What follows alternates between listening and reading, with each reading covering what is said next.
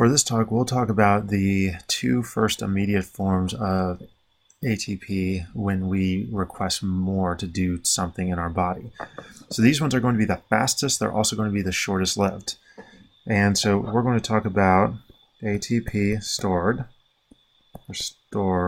form of ATP and the creatine phosphate or phosphocreatine system. So first of all, the first one is easy. ATP stored is just the ATP that is habitually stored in our cells. This is immediately available. I don't have to make it. It's there. It's ready.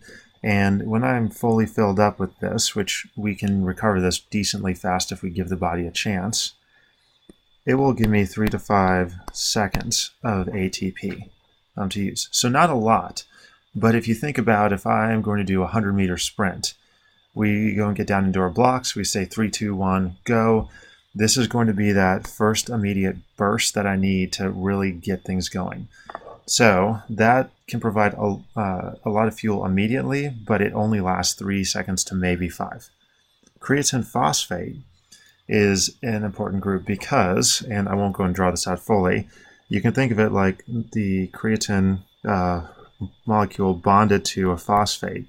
And inside of this bond, we have energy. That when I break it, what I can do is I can take this phosphate group right here and this, and basically we're going to do this and use it to reproduce ATP. So if you recall from the ATP talk, if I take away one of the phosphates, it becomes ADP. And if we add this phosphate and our power here, we can take ADP, diphosphate, or technically AMP, and add on one more phosphate group and turn it back into ATP, which is usable fuel that we prefer. This system, let me just draw a new arrow down here, is going to give you 10 to 15 seconds. So it extends us out to 10 to 15 in place of 3 to 5.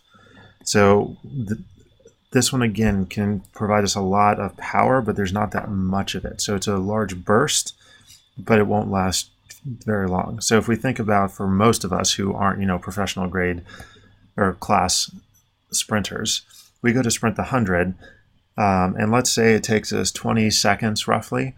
That's why if I go and draw a little chart down here and I say speed versus distance here, and we'll say 100 meters. I say 3, 2, 1, go, and my speed probably does this for the first about 3 to 5 seconds, and we'll just say 4 seconds here. And then it begins to go and level out, and then it drops and begins to plateau the rest of the time.